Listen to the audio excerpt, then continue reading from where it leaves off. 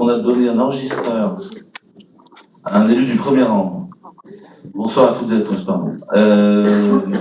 Guillaume Robin s'est porté volontaire pour être secrétaire de séance, merci. Avez-vous bien reçu le procès verbal du précédent conseil municipal? Avez-vous des remarques? On n'en a pas reçu par mail. Pas de remarques.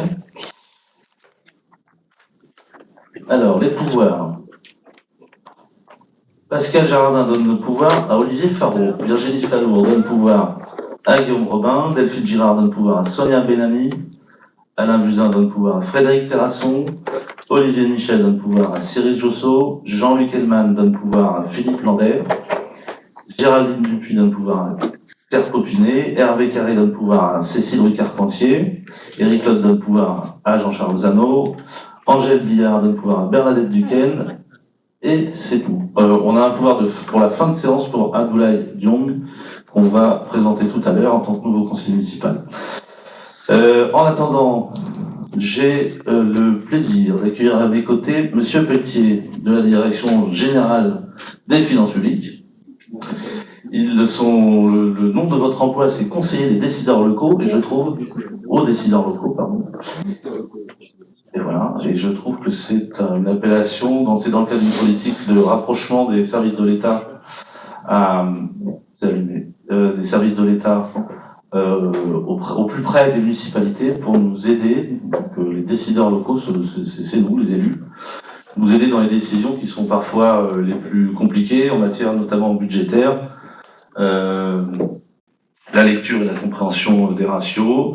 Et ce soir, votre présentation est orientée plutôt sur, mais je vous laisserai le présenter, sur la conformité de nos comptes à l'échelon municipal, en nous envoyant toute notre comptabilité vers les services de l'État, qui font un contrôle nécessaire, et ça doit tomber, évidemment, puisque l'argent est public, au centime près et égal. Voilà. Donc voilà pour cette petite introduction. Merci d'être là. Je crois que vous avez prévu une trentaine de minutes. Très bien, merci, bonsoir à toutes, bonsoir à tous. Quand on a un petit souci technique, je vais essayer de meubler. On va essayer de projeter ce que j'ai prévu.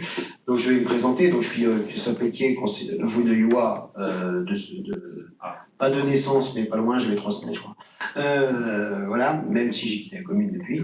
Je me suis immigré à Fontaine-le-Comte. Oui, personne n'est parfait. Hein. Tout ça pour dire, donc j'appartiens à la Direction Générale des Finances Publiques, je suis conseiller aux décideurs locaux. C'est quelqu'un qui, en plus de votre comptable habituel, qui paye les dépenses, dans caisse recette, qui tient la comptabilité, apporte un conseil budgétaire, comptable, financier, fiscal. Et ben voilà, c'est parti.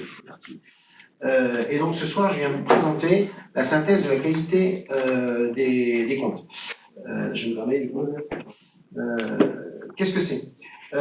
En fait, c'est, comme vous le disiez, monsieur le maire, c'est s'assurer que la comptabilité de la commune de Veney-Souliat est tenue selon les normes réglementaires. Et tout ça, ça se fait dans le cadre de la certification des comptes de l'État. Vous savez que la Cour des comptes certifie les comptes de l'État tous les ans. Il y a des déclinaisons qui se font auprès des collectivités locales. C'est-à-dire que la Cour des comptes certifie que les comptes de certaines collectivités locales sont correctement tenus. Alors il y en a très peu, ce sont de très grosses collectivités. Dans la Vienne, pour vous donner l'exemple, il n'y a que le CHU. Voilà. Même le département, par exemple, ne voit pas ses comptes certifiés. Il existe des alternatives à cette certification des comptes, et c'est notamment un rapport qui s'appelle la synthèse de la qualité comptable, que je présente ce soir, qui est décliné aux communes qui sont volontaires, je porte volontaire. Donc l'année dernière, je vous l'avais proposé, vous étiez volontaire, mais c'est un peu comme au loto, on ne gagne pas tous les fois à chaque fois, et la candidature n'avait pas été retenue. Donc j'ai reproposé cette année, et cette année le modèle est un petit peu différent, et vous avez été retenu. Donc j'ai eu le plaisir d'analyser les comptes de la commune, pour essayer d'en sortir les points forts et les points éventuellement à améliorer, et c'est ce que je viens vous présenter ce soir. Ça ne concerne bien évidemment que le budget principal de la commune, il n'y a pas les budgets annexes. grosse partie et c'est le plus intéressant. C'est été examiné, bien évidemment, avec le concours de la collectivité. J'ai échangé avec Sylvain Ebars et Olivier Filippono pour l'exercice, pour la restitution de ce rapport. Si vous avez des questions, n'hésitez pas à m'arrêter. Je ne vais pas rentrer dans le détail hyper comptable parce que là, ça va être costaud. Je vais juste m'arrêter donc au point fort, point faible. Mais n'hésitez pas à m'arrêter et me poser des questions si besoin. Est-ce que ce document nous sera transmis? Oui, tout à fait. Alors, pas ce que je vous présente, parce que ça, c'est un diaporama que j'ai établi, mais le rapport en tant que tel sera envoyé demain par mail. Alors, les objectifs. Les objectifs, c'est donc la rédaction d'un rapport écrit, comme je disais, que je vous remettrai. C'est pas obligatoire que je vous remette, mais bon, j'ai décidé de le remettre. Donc, sur les éléments qui sont à disposition de la direction des finances publiques. C'est-à-dire, en fait, le plan de gestion, les comptes administratifs que vous avez notés. L'idée, c'est de renforcer la démarche et de la fiabilité des états financiers afin qu'ils puissent être des instruments de pilotage et surtout qu'ils puissent être appréhendés par la collectivité, à commencer par les élus. Donc les objectifs, vous voyez, il y en a 5. Promouvoir et valoriser les travaux de fiabilisation comptable. Est-ce que la comptabilité est tenue en fonction des normes comptables? Mettre en évidence les forces et les faiblesses éventuelles de l'information comptable. Proposer une démarche de progrès pour les thèmes dont la qualité comptable demeure perfectible. Renforcer le partenariat ordonnateur et comptable. Et vérifier le respect des normes comptables énoncées par les référentiels comptables en vigueur. En aucun cas, j'insiste là-dessus, en aucun cas il s'agit d'une appréciation de la gestion de la collectivité. Ça, c'est pas la défi de dire comment vous gérez votre collectivité. Article 72 et suivant de la Constitution, libre administration des collectivités locales. Ce n'est ni non plus une analyse financière, c'est-à-dire, voilà, vos ratios ils sont bons, ils sont pas bons, et ils augmentent, ils diminuent. C'est pas ça non plus. Et c'est ni un volet budgétaire, à savoir comment vous exécutez le budget. C'est une analyse comment est tenue la comptabilité. Alors, voilà en fait tous les thèmes, je l'ai listé, je ne vais pas forcément très long, que j'ai examinés, à commencer déjà par tous les postes de bilan. Alors, ceux qui ont un petit peu de notion comptable, ça va être plus facile que les autres, mais ça doit être faisable pour tout le monde quand même. L'examen des postes du bilan a commencé par les immobilisations. Les immobilisations, c'est quoi? C'est le patrimoine de la commune. C'est la section d'investissement, quand vous votez le budget. C'est les dépenses d'investissement. Donc l'idée, c'est de regarder que les dépenses d'investissement, les immobilisations qui sont à l'inventaire de la commune collent, soient en accord avec celles du comptable. Et c'est de regarder toutes les opérations qui vont avec ces immobilisations, à savoir l'intégration des immobilisations en cours. Quand vous avez une immobilisation en cours de construction, elles sont imputées à un certain compte, et puis après, quand elles sont terminées, elles sont basculées à un autre compte. Voilà, donc regardez s'il n'y a pas des immobilisations qui sont en cours, enfin qui sont comptablement en cours alors qu'elles sont finies. Ce serait une erreur. Les frais d'études, je ne vais pas tout détailler, comme je l'ai dit, parce que sinon je vais tenir 2 heures. Les avances versées, les amortissements. Ça, les amortissements, c'est important. Est-ce que les immobilisations sont correctement amorties? Et les sorties d'immobilisation, à titre onéreux ou par mise à la réforme, c'est-à-dire quand par exemple il y a un bien qui est vendu, est-ce que les opérations de vente de ce bien sont correctement passées? Et quand il y a un bien qui est détruit, volé ou sinistré, est-ce que les opérations de mise à la réforme de ce bien ont bien été comptabilisées? Voilà ce que j'ai regardé sur les immobilisations. J'ai regardé aussi les opérations pour le compte de tiers. Il n'y en a pas sur Vouneuil, ce serait par exemple, vous faites des travaux sur un immeuble qui menacerait ruine, vous payez les travaux et vous demandez le remboursement au propriétaire. Voilà, bon, il n'y en avait pas sur Vouneuil. L'ajustement des emprunts. Donc là, est-ce que le montant total des emprunts à l'encours de la dette qui figure au bilan de la comptabilité correspond bien au tableau d'amortissement?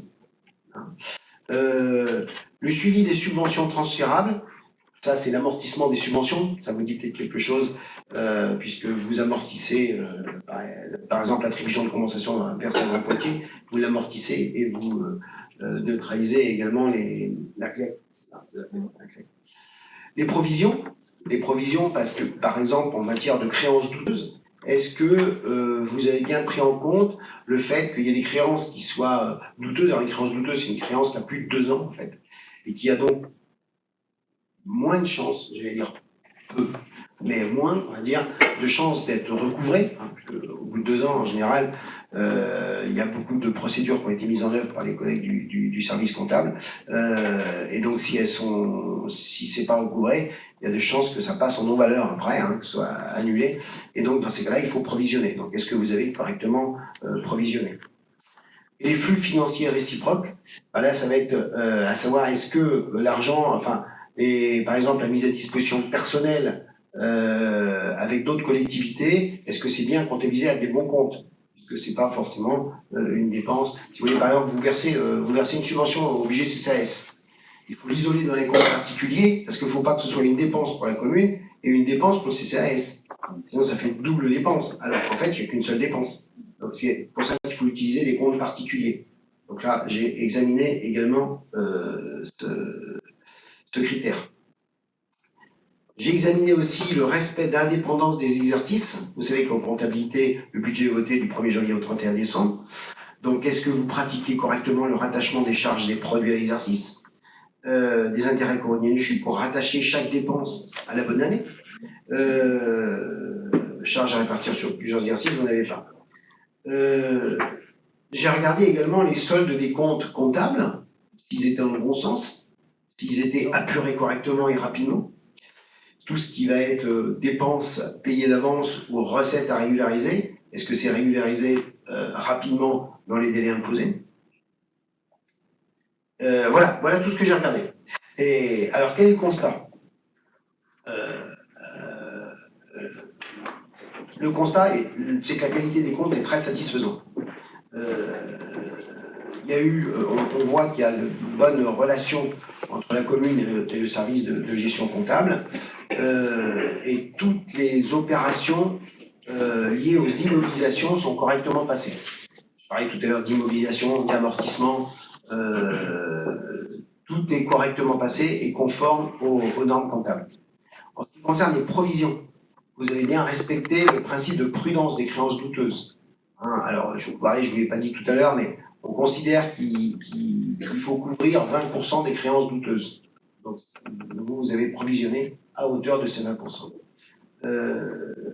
La comptabilisation des flux réciproques, que j'expliquais tout à l'heure avec l'exemple du CCAS, c'est pareil, c'est correctement comptabilisé à vue d'œil.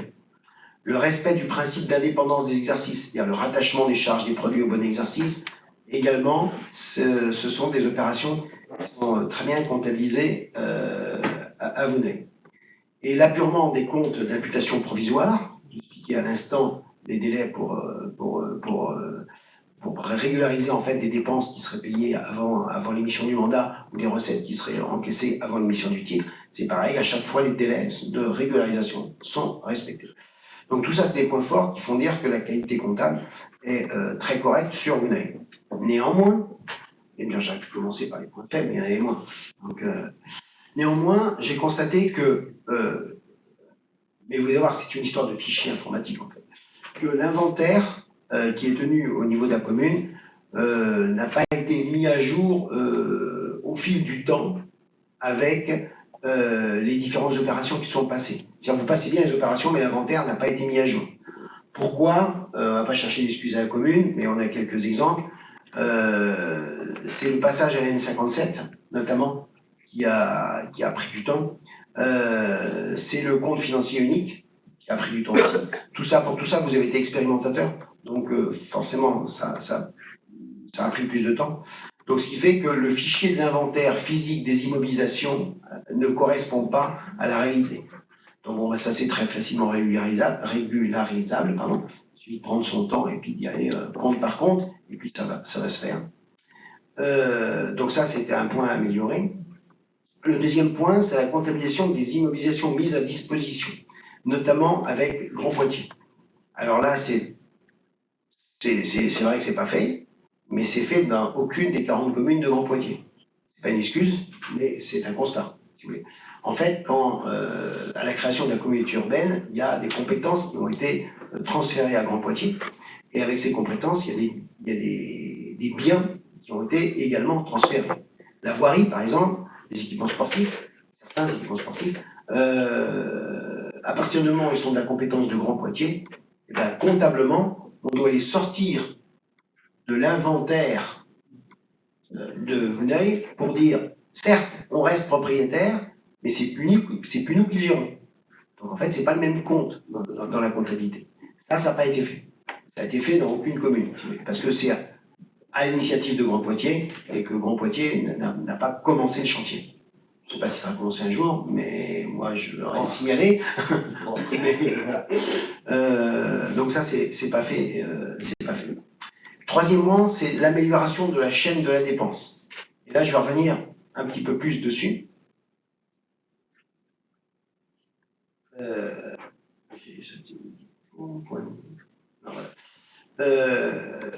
Vous savez que, enfin, vous savez pas, je vous l'annonce, mais toutes les dépenses que vous faites sont, avant d'être payées, sont contrôlées par le service de gestion comptable. Sauf que tout n'est pas contrôlé. Il y a un contrôle hiérarchique. C'est ça le contrôle hiérarchique de la dépense. C'est-à-dire que, au vu de certains critères, le service de gestion comptable va contrôler certaines dépenses et d'autres ne va pas contrôler. Par contre, tous les ans, il y a un rapport qui est fait pour savoir quel est le résultat de ce contrôle. Parce qu'effectivement, si vraiment les services étaient défaillants, ça veut dire qu'il faudrait peut-être contrôler plus, parce qu'on ne peut pas laisser passer des dépenses qui ne seraient pas correctes.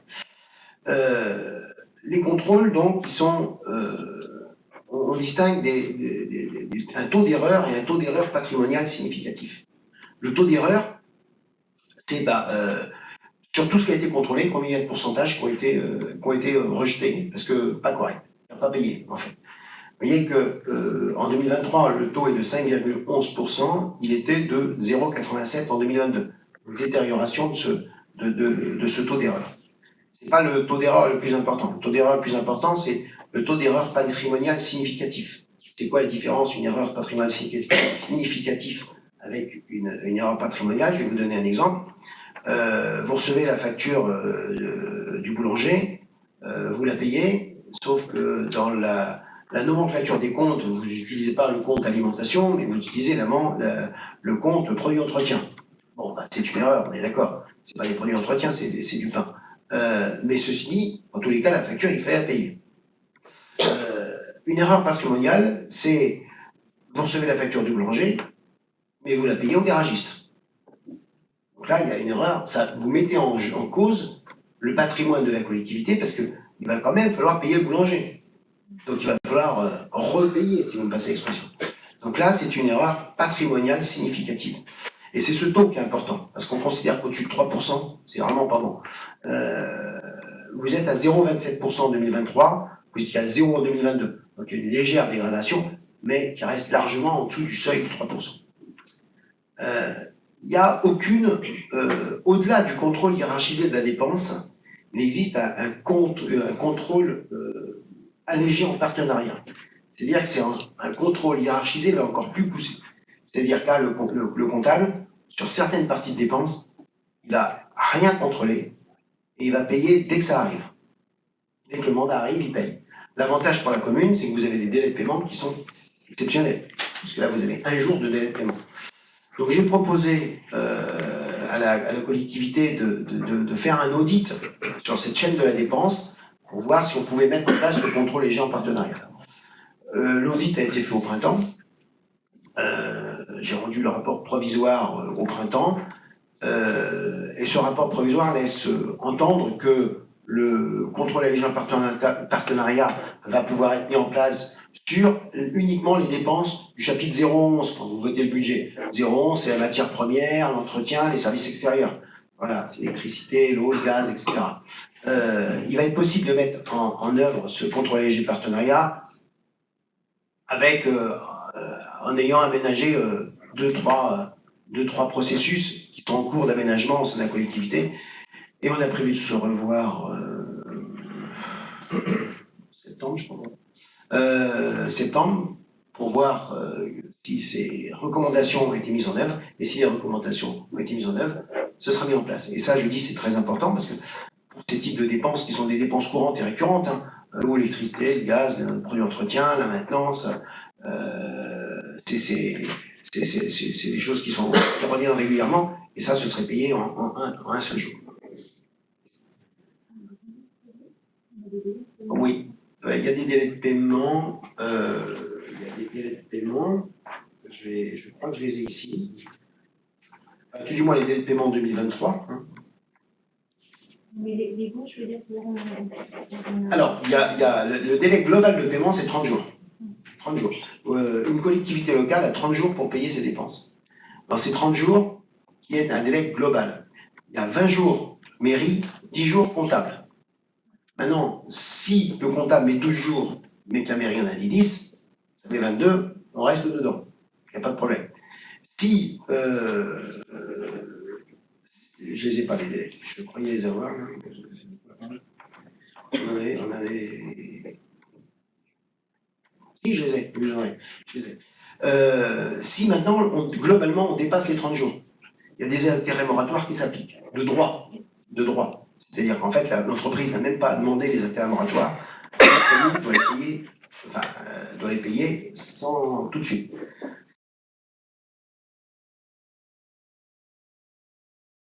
Sachant que les intérêts moratoires s'enterront, et après, un proportionnel en fonction du montant de la dépense. Le taux, actuellement, depuis le 1er juillet, est, je ne vais pas dire de bêtises parce que j'ai pas les décimales, mais c'est entre 12 et 13%. Voilà. Donc une facture qui sera importante, ça va être 12 ou 12, j'ai en tête 12,75. Je ne sais pas si c'est pas ça précisément, mais c'est entre 12 et 13%. Une grosse facture, bah, c'est 12% multiplié par le nombre de jours de retard, divisé par 365, plus 40 euros. Donc ça peut aller vite. Par contre, ce qu'il faut savoir, c'est que si le retard est dû en totalité ou pour partie par la faute du comptable, vous avez une action récursoire et vous pouvez demander à l'État de vous rembourser. Il faut savoir ça. Donc ça peut aller vite. En 2023, le délai global de paiement était de 16,13 jours. Non, tout compris. Mairie plus comptable. C'est pas illogique, parce que je ne veux pas dire de bêtises, mais je crois que vous mandatez au moins toutes les semaines. Voilà, hein, au fil de l'eau, mais au moins toutes les semaines. Donc bon, 5, 6, 7 jours, 8 jours, voilà, s'il y a 1 ou 2 jours. Le comptable, il paye en 3, 4, 5 jours. Donc vous voyez, on est à 16 jours. Avec le contrôle allégeant partenariat que je vous parlais tout à l'heure, là on va encore diminuer, parce que vous mandaterez toujours en 6-7 jours, mais le comptable il perd en 1 certaines dépenses. Donc là, outre le fait qu'on améliore l'image de la commune parce qu'on paye rapidement ses dettes, mais en plus, on ne s'expose pas, on s'expose moins au versement d'intérêts moratoires. Voilà. La diapo que vous avez, c'est un résumé de ce que je viens de dire, avec les points forts et les points faibles. Je n'ai pas forcément points faibles. Pardon, les points améliorés. Excusez-moi, problème de langage. Je ne vais pas en revenir dessus, de toute façon, vous l'aurez dans le rapport. Et pour l'avenir, il va falloir travailler en lien avec le service comptable sur 2 points, essentiellement. La mise à jour de l'inventaire, et puis la finalisation, comme je disais, de la convention de contrôle allégé en partenariat de la chaîne de la dépense, pour encore plus améliorer la qualité comptable de la commune, qui, je le rappelle, est quand même excellente, on peut le dire. Voilà, j'ai dû tenir à peu près une demi-heure, même pas. Si vous avez des questions, n'hésitez pas, sur ça ou sur d'autres sujets d'ailleurs. D'autres sujets financiers et fiscaux, ou tout du moins qui intéressent la DGFiP. J'ai une question, parce qu'on a eu... merci pour votre intervention. S'il n'y a pas de questions sur la présentation de la même, je profite de votre présence. On a eu un débat là avec des équipes d'opposition, toujours très correctes à venir sous bien, mais j'aimerais bien vous entendre parler là-dessus. On a créé notre... il était question, si vous voulez, pendant la construction de budget, de sincérité de notre budget. Et vous l'avez dit tout à l'heure, et ça m'a fait penser à cette question, sur le fait que nous sommes prudents quand nous construisons des budgets, en tout cas l'équipe majoritaire. Et il a un devoir de neutralité totale, je vous demande juste de répondre sur la question technique et légale. Et vous l'avez dit tout à l'heure, vous considérez que les provisions qui sont, je ne sais pas si c'est le bon terme, mais quand nous ne sommes pas payés par exemple par une famille depuis 2 ans, on considère que c'est, vous avez dit, c'est une créance irrécouvrable. Voilà. Donc avec prudence, on inscrit qu'on ne va jamais récupérer. Mais il y a un travail qui est fait à la fois, parfois par le trésor public, à la fois parfois par les élus, qui s'agit de relancer les biens des dons, ou les services de la mairie. Donc on va quand même peut-être le récupérer, mais on est sur un principe de prudence. Et quand on a construit notre budget, vous nous avez fait souligner, j'avais moyennement goûté cette appréciation, que notre budget était soi-disant insincère, parce qu'on prenait l'hypothèse basse sur les subventions qu'on pourrait obtenir, sur les recettes qu'on pourrait obtenir, etc. Donc en fait, notre budget, il est toujours, une fois le compte administratif à la fin de l'année quand on le vote, enfin à la fin, le trimestre suivant quand on le vote, il est toujours meilleur que le budget. Mais c'est une habitude à Veneuil sous Biard depuis des années, et je trouve que c'est une gestion plus prudente, et donc on pourrait inscrire n'importe quoi, n'importe comment, mais est-ce que c'est sincère, est-ce que c'est légal, est-ce qu'on a bien fait? Alors, en fait, il y a... Ah, je vais dire 2 heures. Non. Non, je plaisante. Un budget, c'est un des grands principes budgétaires français, il doit être sincère, c'est-à-dire sincère et équilibré. Donc les dépenses doivent être égales aux recettes. Là, on est dans le budget. La sincérité, c'est quoi? La sincérité, c'est, notamment en matière de recettes, de ne pas inscrire les recettes qui ne sont pas certaines. Ça, vous n'avez pas le choix. C'est-à-dire que vous faites un projet d'investissement. Vous savez très bien que vous aurez Active du département, que vous aurez de la DETR. Bon, voilà. Vous le savez parce que vous aurez du fonds vert, parce que ça remplit les conditions. Donc vous le savez. Mais c'est pas notifié. Vous n'avez pas reçu pour la DETR, par exemple, un courrier de l'État qui vous dit, dans le cadre de votre projet de vous toucherez 150 000 de DETR. Tant que vous n'avez pas ce courrier, vous ne pouvez pas inscrire la recette au budget. Voilà, c'est sûr. Donc, il faut, le principe de prudence en matière budgétaire, c'est déjà de ne pas inscrire ce qu'on ne peut pas inscrire. Donc c'est pour ça que des fois, on est obligé de prévoir des emprunts pour équilibrer, mais des emprunts qu'on ne fera pas, qu'on diminuera au fur et à mesure, on touchera les subventions. Et le principe de prudence, c'est effectivement de minimiser les recettes et de changer, je n'aime pas trop le terme, mais un petit peu de surévaluer les dépenses pour être sûr qu'on ne va pas dans le mur. Parce que un budget, vous l'équilibrez avec quoi? Vos recettes de l'année, d'accord? Éventuellement d'emprunt, mais vous l'équilibrez aussi avec vos réserves, ce qu'on appelle le fonds de roulement. C'est-à-dire en fait l'épargne que vous avez accumulée avec le temps. Donc si vous augmentez trop les recettes ou trop les dépenses en disant de toute façon ça passera, etc., il y a un moment vous risquez de, c'est mon expression, mais manger toutes les réserves en une seule année. Donc le principe de prudence, c'est ça. C'est on minimise les dépenses, on augmente les recettes. Pour les créances irrécouvrables, quand il y a une facture qui est envoyée à une famille, il y a 4 possibilités, elle se solde de 4 manières différentes. Soit c'est payé, c'est la meilleure solution, et puis terminé. Soit elle est annulée, parce qu'il y a une erreur matérielle, la facture a été émise au nom de Martin, alors c'est M. Durand qui était redevable, donc là on l'annule, on va en remettre une autre au nom de Durand, bien évidemment, mais celle-ci elle sera annulée. Et après, il y a 2 procédures que vous connaissez certainement. La première, c'est les admissions en non-valeur. La seconde, c'est l'effacement de la dette. L'effacement de la dette est prononcé par le juge, suite à un surendettement, par exemple, auprès de la Banque de France, de l'usager. La dette, elle est purement et simplement effacée. Donc là, effectivement, ça vous coûte, puisqu'il faut faire une dépense pour annuler la recette. D'accord? Donc là, s'il y a un doute, effectivement, il faut provisionner. Il ne faut pas hésiter à provisionner. Parce que là, il sera effacé. Et qui dit effacé, ça veut dire qu'elle n'a jamais eu lieu. L'autre méthode, c'est la non-valeur. La non-valeur, c'est un petit peu différent. comptablement, c'est pas différent, mais la finalité l'est. Une facture est émise, le comptable commence à faire des poursuites pour récupérer et il se trouve que la personne a disparu. Dans ces cas-là, vous allez accepter la non-valeur, c'est-à-dire vous allez faire une dépense pour annuler la recette correspondant à la facture, mais cette fois-ci, la dette n'est pas éteinte. C'est-à-dire que, et c'est la phrase qu'on utilise, si l'usager revient à meilleure fortune, le comptable va reprendre les poursuites envers l'usager. Donc là, il faut provisionner parce que il y a des risques qu'il n'y ait jamais de retour à meilleure fortune et que ce soit perdu corps et âme, la facture soit perdue corps et âme, mais c'est pas forcément certain. Donc faut bien distinguer les effacements de dette avec les admissions de non-valeur. J'espère que j'ai répondu. Parfait. Est-ce qu'il y a des questions ou des remarques? Je crois que non. Je vous remercie beaucoup de votre intervention.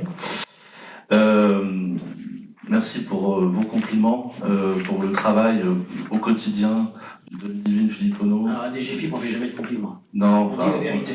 Vous avez dit une vérité vraie, qui fait que dans l'ensemble, l'exécution des comptes est très bonne. Donc félicitations à Ludivine Filippono et Sylvain Ibars pour ce travail, et toute l'équipe. Promis, on va faire en sorte de mettre à jour notre inventaire, de faire notre travail sur le chemin de la dépense, la chaîne de la dépense. Et puis pour le reste, merci d'avoir répondu à mes questions qui peuvent m'aider parfois à argumenter auprès de mes élus. Merci beaucoup, M. Pelletier. Merci,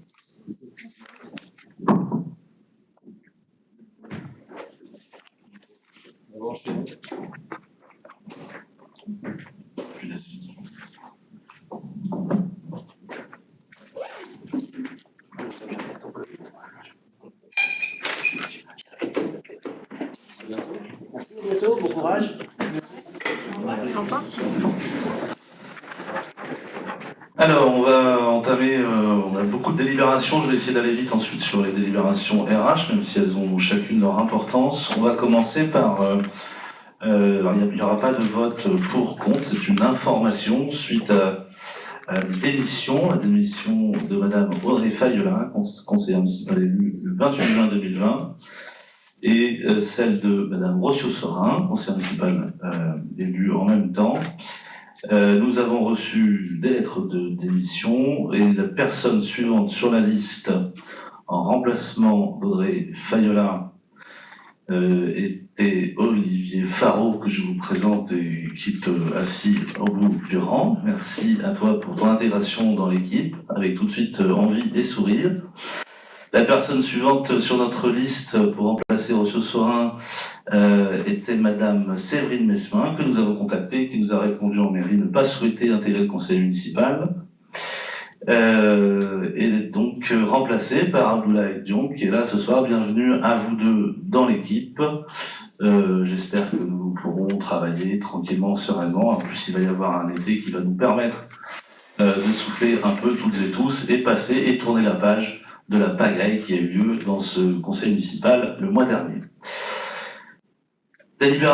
Première délibération, je vais enchaîner tranquillement avec la création d'un poste d'adjoint administratif principal de première classe à temps complet à compter du 1er septembre 2024. Il s'agit de Madame Valérie Ducarrois, c'est un avancement de grade, elle est assistante de notre directeur enfance-jeunesse Louis de Chevalier. Et comme c'est prévu dans les lignes de gestion, suite aux différents CSCT, pour une partie de nos employés de la commune, on fait progressivement des avancements de grade, c'en est un. Avez-vous des questions avant qu'on procède au vote? Oui, Philippe. Oui, une petite question. En fait, on va procéder à plusieurs délibérations qui concernent les ressources humaines. Est-ce que on pourrait avoir, dans quelque temps, un tableau de suivi des effectifs qui soit à jour, histoire d'avoir une lisibilité sur tout cela? Alors, on en parlera avec notre directeur des services, si vous voulez bien, quand il sera là. C'est du ressort du CST, CSHP, je crois. Donc là, sur cette partie-là, moi, c'est un élément public, il sera public évidemment.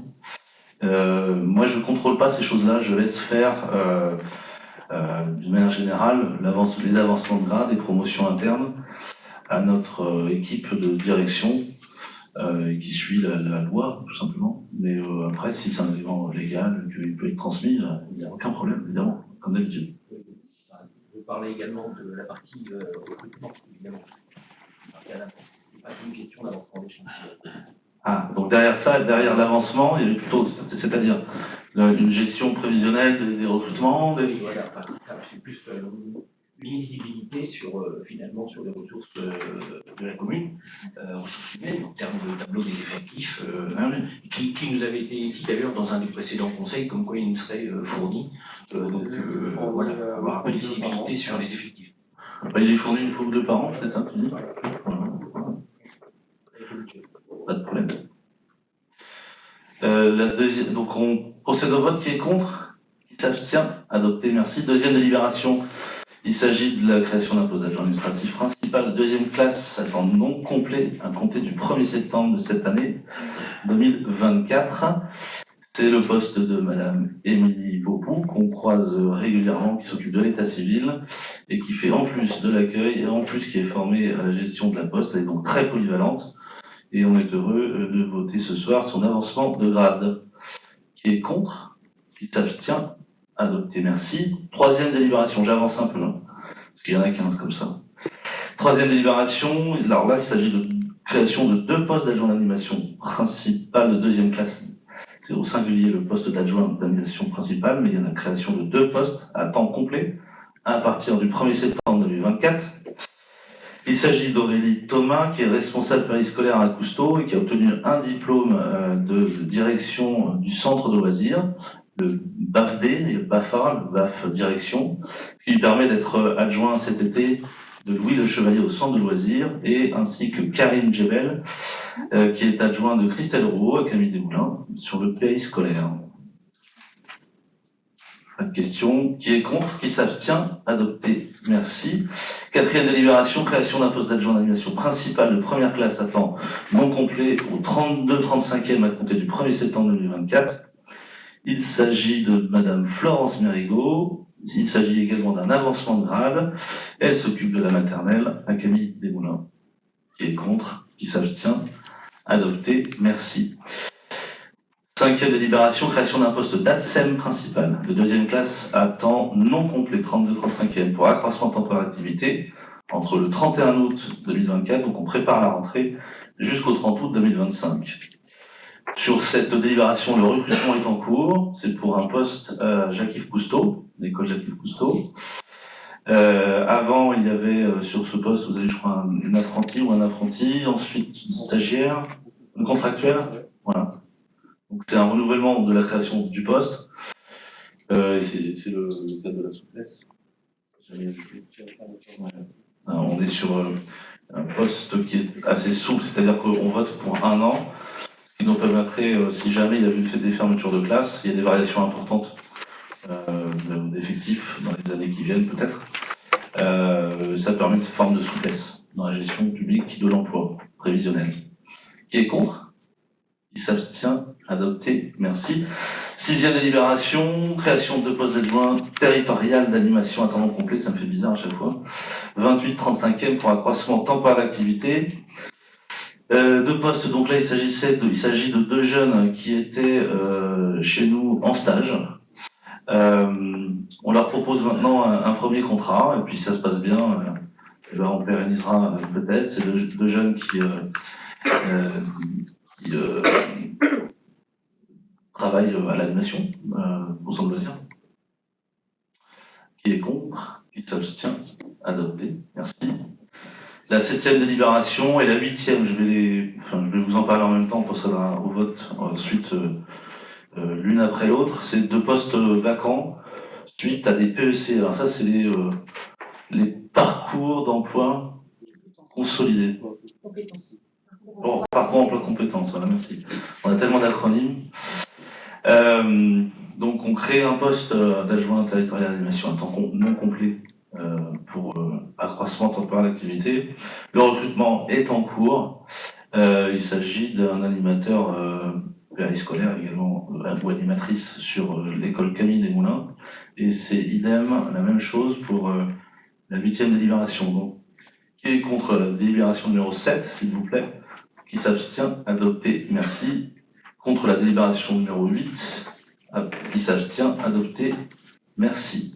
La 9e délibération, il s'agit de la création d'un poste d'ATSEM principal pour une jeune femme dont le père est élu ici même.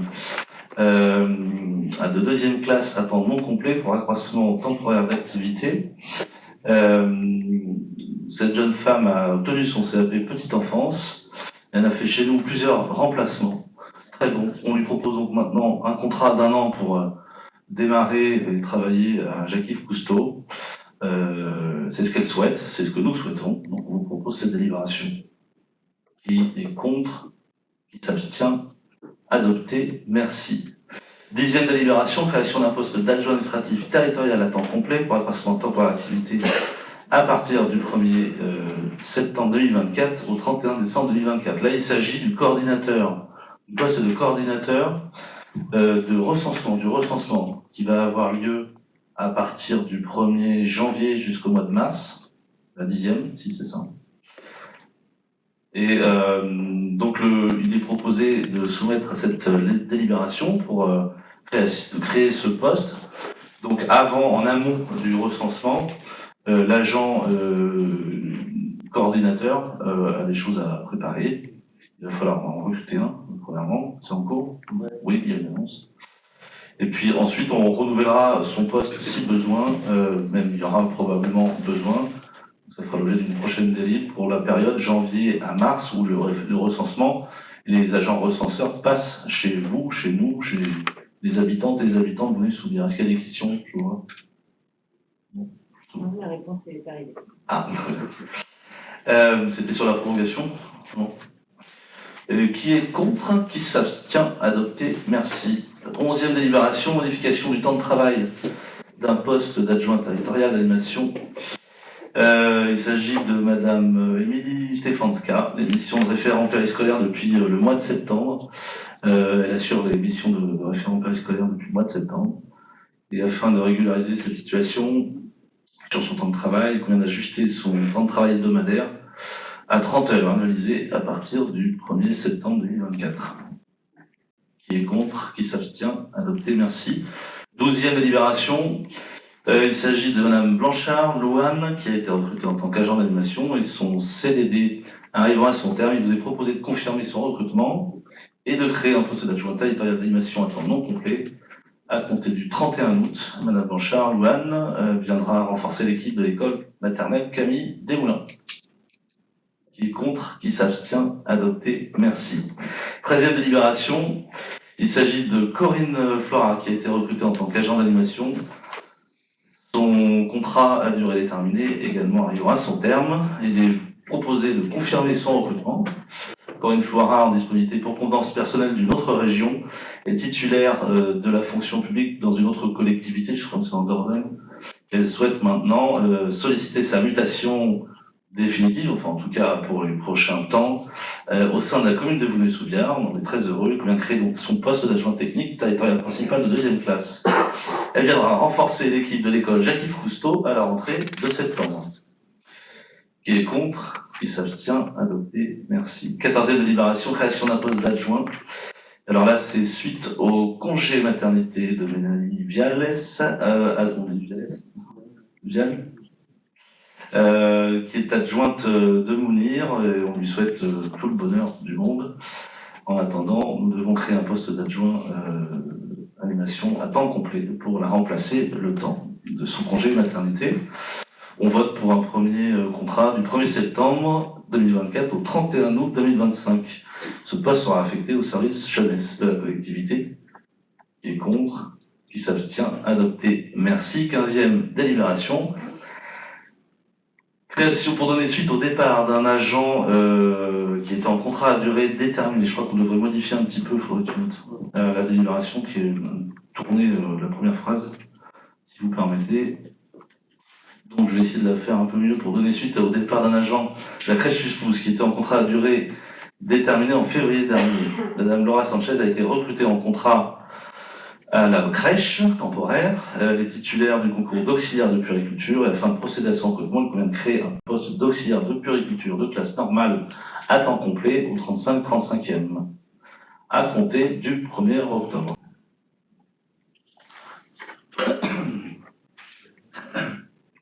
Merci, pardon. Pas de remarques. Qui est contre? Qui s'abstient? Adopté. Merci.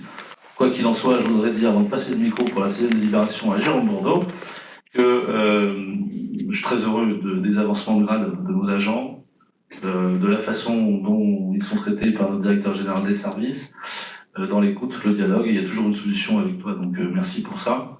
Deuxièmement, je voudrais vous faire remarquer qu'on n'a pas trop de problèmes pour recruter. Alors dans la fonction publique territoriale, quand ils reçoivent 10, 20, 30, 40 CV, 10, 20, 30, pour eux, c'est pas beaucoup. Si le monde de l'entreprise pouvait avoir cette chance-là, c'est totalement différent. Donc moi, je constate quand même que, de manière générale, là, on a, je sais plus quel poste, mais on a reçu 60 CV, on va même clôturer l'annonce. C'est pour l'agent de coordinateur de recensement. Voilà, donc Boulogne-sous-Biard est encore une ville qui fait rêver, qui est attractive et qui est intéressante pour ceux qui cherchent de l'emploi. Et nous, on est très heureux de pouvoir les accompagner dans leur vie professionnelle.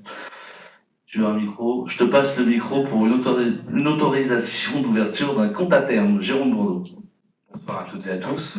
Donc, cette demande d'autorisation d'ouverture d'un compte à terme fait suite à celle qu'on avait déjà votée début janvier. On avait placé 1 million d'euros suite aux fonds qui ont été débloqués sur l'emprunt. Ça vous a été rappelé. Le compte à terme est arrivé à échéance. On vous propose de renouveler sur une durée de 3 mois. L'idée étant de faire un arbitrage ni trop court, puisque le taux d'intérêt serait plus faible, ni trop long pour ne pas se retrouver avec des fonds bloqués. Donc c'est de proposer de remplacer 1 million, c'est toujours auprès de la Caisse des dépôts et consignations, en 3 mois. Voilà. Il y a des questions, des remarques. Je procède au vote, donc qui s'abstient, qui est contre? Je vous remercie. Merci. 17e délibération, Sonia Benani, pour une proposition d'échange de terrain entre Monsieur Perrin, Monsieur... Je te laisse présenter la délibération, parce que c'est structurant. Bonsoir à tous, merci. Donc j'ai le plaisir enfin de pouvoir concrétiser ce projet qui avait été initié sous l'ancien mandat, qui nous a pris quand même pas mal de temps. Donc l'objectif est de créer donc une continuité piétonne entre donc l'église Notre-Dame que vous voyez ici à l'écran et la rue des Cèdres, donc par l'échange de parcelles, donc de manière tripartite entre 2 propriétaires, donc Monsieur Perrin et Monsieur de Bernède. Donc l'idée est donc d'échanger. Alors vous avez tous les éléments, mais un certain nombre de parcelles. Donc je crois que c'est la parcelle. Je vais prendre mon anti-sèche. Donc la parcelle 146 et la parcelle 148, de façon à pouvoir donc assurer cette continuité piétonne, donc entre la mairie et Monsieur Perrin ici présent. Bonsoir. Et puis donc également la parcelle donc que vous voyez ici, et une autre parcelle située un petit peu plus loin à côté du moulin. En termes de superficie, sur les 2 parcelles, donc entre la commune et Monsieur Perrin, on est sur des surfaces qui sont quasi équivalentes, entre 452 m² et 450. Et concernant donc la parcelle donc des consorts de Bernède et la commune, donc on a des superficies donc de 786 m², la superficie 70, et la superficie du garage de 133 m², donc qui est légèrement plus petite mais qui contient un garage. Avez-vous des questions? Qui est contre? Qui s'abstient? Ah, on n'est pas contre, c'était juste pour... Tu vas prendre un micro? Non.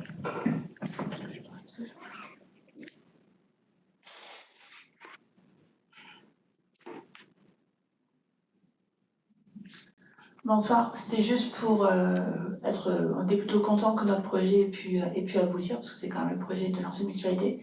et ce sera un beau projet. Je n'en doute pas, et d'ailleurs si on l'a repris, c'est que c'était vraiment un beau projet. Ça permet de réaliser la continuité piétonne, de pouvoir aussi aller se promener à un côté du moulin où on a refait également toute la parcelle et aller rejoindre le chemin blanc. Également fera l'objet donc de la seconde délibération, donc de la délibération 18. En fait, une partie de la parcelle échangée, donc la 144, sera donc cédée à une quatrième personne à sa demande cette cession permettra de rapporter à la commune donc 2 000 €. Bien faire voter, je crois, Ah, pardon. Non, il y a pas de- Qui est contre, pour la délibération numéro 17, qui est contre, qui s'abstient, adopté, merci. Et j'ai été un petit peu vite, donc pour la délibération numéro 18, donc, qui est en relation avec la numéro 17, puisqu'il s'agit d'une cession du parti de la parcelle de la commune, pour une superficie de 229 mètres carrés et un montant de 2 000 €. Avez-vous des questions? Qui est contre? Qui s'abstient? Adopté. Merci. Merci. Et bravo à tous les habitants qui ont été patients pour que ça se réalise, mais le temps municipal et notarial est parfois long. Mais bon, c'est bien heureux. 19e délibération, je vais la présenter. Il s'agit d'une subvention exceptionnelle pour l'association PVVC, Pouzy Vouneuil Basket Club. Nous participons, ils ont au sein de leur club un salarié, un jeune enseignant, prof de basket. Et nous participons à hauteur, avec une subvention exceptionnelle à hauteur de 800 € à son enseignement du basket auprès des enfants des écoles. Donc on remercie le club de nous avoir proposé cette solution et à la commission d'avoir étudié la question. Et c'est bon le sport, c'est bon le basket. Et tous nos petits basketteurs en sont ressortis, j'imagine, bien plus forts et toujours plus amoureux du sport. Est-ce qu'il y a des questions? C'était une remarque.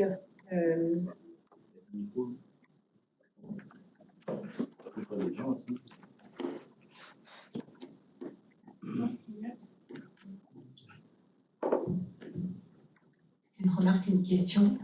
On aurait souhaité savoir dans quelle commission ça avait été abordé. On n'en a pas. Enfin, en tout cas, Sylvain qui participe n'en a pas eu le souvenir. C'est en sport, alors, la société. C'est 800 € et c'est pour les enfants. Oui, c'est pas la question, c'était. Non, c'était pas la question. Mais puisque ça avait été discuté en commission. Ça n'a pas été présenté en commission, mais effectivement, a priori, nous avons été pour. Après, de mémoire, ça a été évoqué en commission éducation, parce que ça devait être dans le budget éducation dans un premier temps. Et pour simplifier les démarches de tout le monde, ça passe en subvention exceptionnelle auprès de la SOS via la vie associative, parce que sinon le club de basket aurait dû faire une facture à l'école, et nous on aurait versé une subvention à la coopérative scolaire. De verser une subvention à la coopérative scolaire qui, elle, reverse au club, et pour d'éviter des factures, c'est versé directement au club. Effectivement. Mais je En pensais commission éducation, on en a parlé un petit moment, mais là, en fait, comme ça référait subvention aux associations, on a cru que c'était. Ok. Merci. C'est plus clair. Donc, au 7, j'ai pas fait voter. Qui est contre? Qui s'abstient? C'est adopté. Merci. 20e délibération. Alors, il s'agit. Ça a dû être évoqué en commission éducation. Il s'agit. C'est la 3e fois qu'on le fait, vous avez souvenir? Ou 2e? 2 ou 3e fois? C'est la 2e. Ça sera un samedi en septembre ou en octobre. C'est à l'initiative d'un appel à projet de la Caisse d'allocation familiale qui proposait au sujet de la parentalité une subvention pour la création d'une journée. C'est organisé par Christelle Roux, qui est responsable périscolaire à l'école Camille Desmoulins, qui a lancé l'information auprès des parents et 13 familles, 13 parents se sont manifestés pour aider à l'organisation de cette journée au Château des Aventuriers à Avrier, en Vendée, dans le 85. 13 places sont réservées gratuitement pour les familles qui se sont investies pour organiser cette journée. Avec une entrée, il faut payer l'entrée, il faut organiser le trajet, un car scolaire, voilà, le transport, le repas, l'alimentation, la soirée de débriefing, je crois. Ils font une soirée au retour.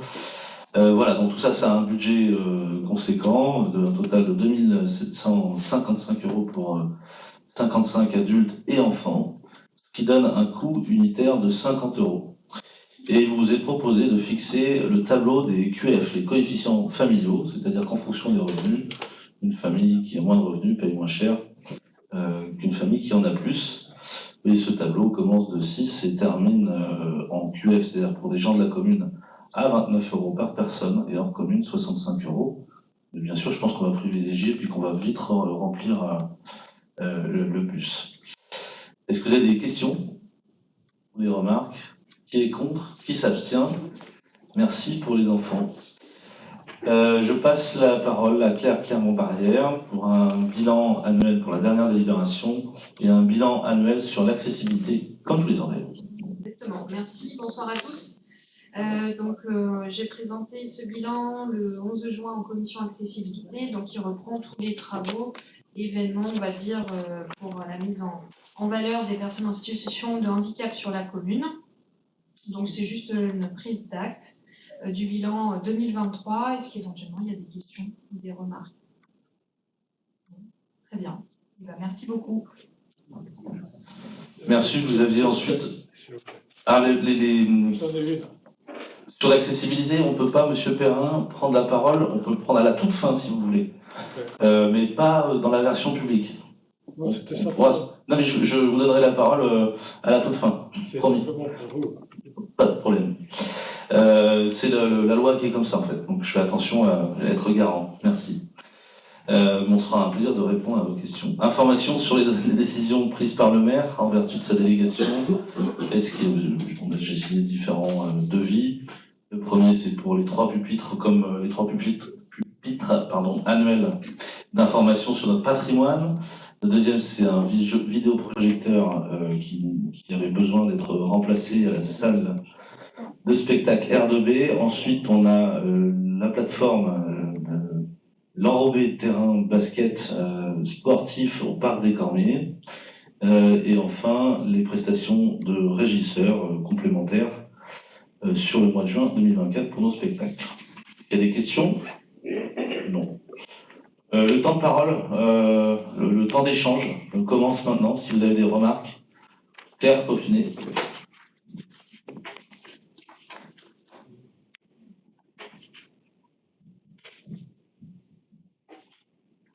Les conseillers municipaux délégués devaient être annoncés ce soir le 10 juillet. Qu'en est-il? À quel moment nous aurons cette information-là? Alors, quand la décision sera prise, merci pour cette question. Il y a eu entre-temps une dissolution de l'Assemblée nationale qui nous a amené beaucoup de travail. Et puis, il n'y a pas d'urgence. On va annoncer ça au prochain conseil municipal. D'ailleurs, je vais vous donner la date ensuite, du 18 septembre. Donc, oui, il y aura un ou une déléguée à la petite enfance. On n'a pas vraiment eu le temps de s'en occuper. Vous savez, l'activité au mois de juin des élus, la vôtre aussi d'ailleurs, c'est-à-dire qu'on passe dans beaucoup de rencontres associatives. Et au bout d'un moment, ça fait une charge de travail qui est importante. Donc, je ne vais pas statuer là-dessus pour l'instant, mais ça ne saurait tarder. Voilà. Est-ce qu'il est envisageable d'avoir un tableau du prochain semestre pour l'ensemble des commissions et des conseils municipaux? Enfin, parfait. C'était ma prochaine annonce. Donc, vous allez recevoir par mail l'ensemble des dates des conseils municipaux jusqu'à la fin de l'année et l'ensemble des dates des commissions. Tout est fixé. On a réussi à faire en sorte que les commissions ne s'entrecroisent pas sur les dates, qu'il y ait 2 commissions à la même heure. Tout ça, c'est calé pour septembre octobre, novembre, décembre, et en septembre, peut-être début octobre, je m'engage à vous donner le premier semestre 2025. Et voilà, ça sera fait. Et ça, je pense que Venez Soubiard, qui que ce soit ensuite, devra adopter, peut-être même sur l'année, comme c'est à Grand Poitiers.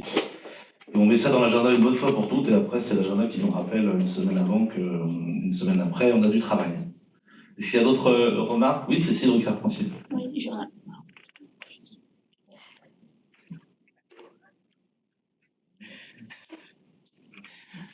Oui, bonsoir. Juste deux petites questions pour lesquelles on a été interpellés. La première, c'est quand sera lancée la consultation pour l'éclairage du stade de foot du Pau?